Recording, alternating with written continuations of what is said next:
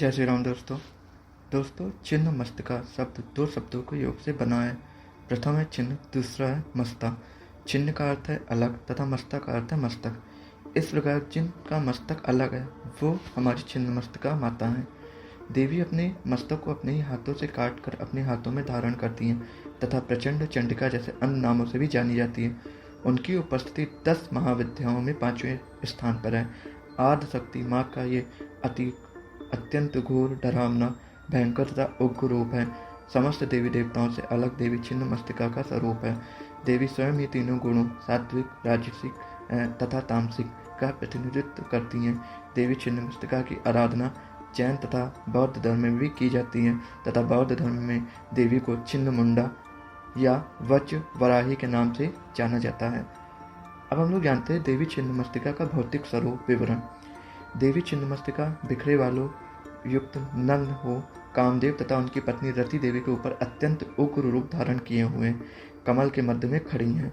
देवी का शारीरिक वर्ण पीला या लाल पीले रंग का है तथा पूर्ण उभरे हुए स्तनों से युक्त देवी 16 वर्ष की कन्या के रूप में प्रतीत हो रही हैं।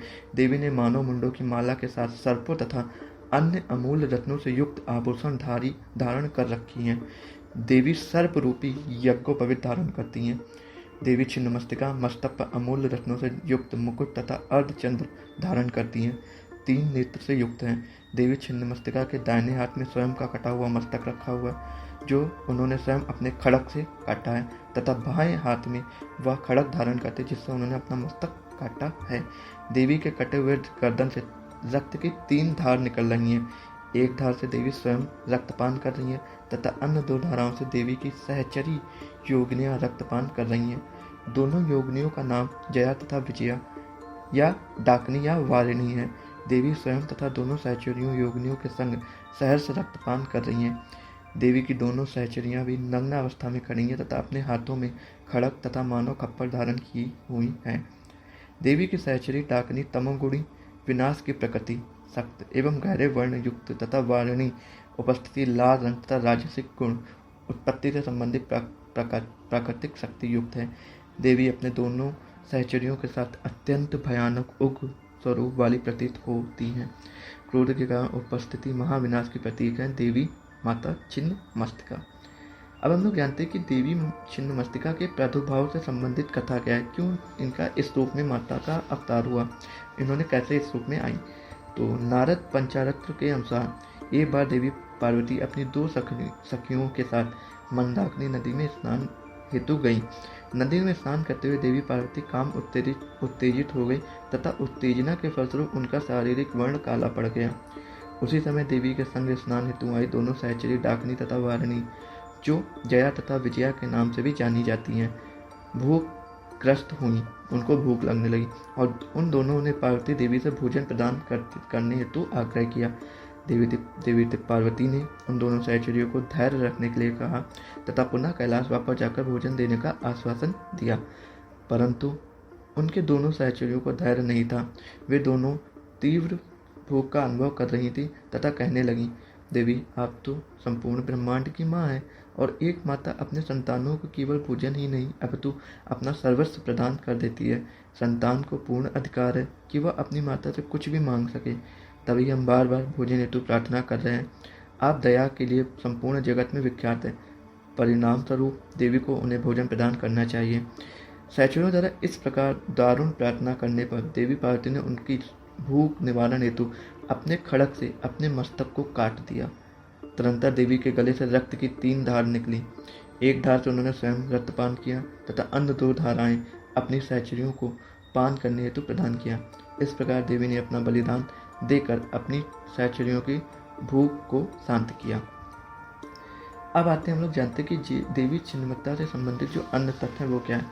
सामान्यतः हिंदू धर्म में के अनुसरण करने वाले देवी छिन्नमस्तिका के भयावह तथा उग्र स्वरूप के कारण स्वतंत्र रूप से या घरों में उनकी पूजा नहीं करते। देवी के कुछ एक मंदिरों में उनकी पूजा आराधना की जाती है। देवी छिन्नमस्तिका तंत्र क्रियाओं से संबंधित है तथा तांत्रिक या योगियों द्वारा ही यथाविधि पूजित है। देवी की पूजा साधना में विधि का विशेष ध्यान रखा जाता है। देवी से संबंधित एक प्राचीन मंदिर रजरप्पा में है, जो भारतवर्ष के झारखंड राज्य में रामगढ़ जिले में अवस्थित है। देवी का स्वरूप अत्यंत गोपनीय है, इसे केवल सिद्ध साधक ही जान सकता है। देवी की साधना रात्रि काल में ही होती है तथा देवी का संबंध तामसिक गुण से भी है। देवी अपना मस्तक काटकर भी जीवित हैं। ये उनकी महान योगिक साधना उपलब्धि है। योग सिद्धि ही मानव को नाना प्रकार के अलौकिक, चमत्कारी तथा गोपनीय शक्तियों के साथ पूर्ण स्वास्थ्यता प्रदान करती है। देवी छिन्नमस्तिका का घनिष्ठ संबंध कुंडलिनी नामक प्राकृतिक ऊर्जा या मानव शरीर की एक छिपी हुई प्राकृतिक शक्ति से है। कुंडलिनी शक्ति प्राप्त करने हेतु या जगाने हेतु योगाभ्यास, त्याग तथा आत्मनियंत्रण, जो कि योगिक क्रिया में अत्यंत महत्वपूर्ण है, देवी की ही शक्ति है। अब हम जानते हैं कि देवी छिन्नमस्तिका का इस महाविद्या का संबंध महाप्रलय से कैसे है। महाप्रलय का ज्ञान कराने वाली ये महाविद्या भगवती त्रिपुर सुंदरी का ही रूप है। सुप्रसिद्ध पौराणिक हिकव्यपाख्यान का, जिसमें गणपति वाहन मूषक की कृपा से धनुष प्रत्यंचा भंग हो जाने के कारण सोते हुए विष्णु के सिर कट जाने का निरूपण है, इसे छिन्नमस्तिका से ही संबंध है। शिव शक्ति के विपरीत रति आलिंगन पर आप स्थित हैं। आप एक हाथ में खड़ग और दूसरे हाथ में मस्तक धारण किए हुए अपने कटे हुए स्तंभ से रक्त की जो धाराएं निकलती है, उनमें से एक को आप स्वयं पीती हैं और दोनों धाराओं अपनी वर्णनी और सकनी नामक दो सहेलियों को तृप्त कर रही हैं। ईड़ा, पिंगला और सुषुम्ना इन तीन नाड़ियों का संधान का योग मार्ग में सिद्धि को प्रशस्त करती हैं। विद्यार्थी में यह दूसरी विद्या गिनी जाती है। देवी के गले में हड्डियों की माला तथा कंधे पर यज्ञ को पवित्र है, इसलिए शांत भाव से इनकी उपासना करने पर यह अपने शांत स्वरूप को प्रकट करती हैं। उग्र रूप में उपासना करने पर यह उग्र रूप में दर्शन देती है, जिससे साधक के उच्चाटन होने का भय रहता है। दिशाही इनके वस्त्र हैं, इनकी नाभि में योनि चक्र है। छिन्नमस्तिका की साधना दिवाली से शुरू करनी चाहिए और जो इनका मंत्र है उसके 4 लाख जप करने पर देवी सिद्ध होकर कृपा करती है। जप का दशांश हवन, हवन का दशांश तर्पण, तर्पण का दशांश मार्जन, मार्जन का दशांश ब्राह्मण और कन्या को भोजन कराना चाहिए।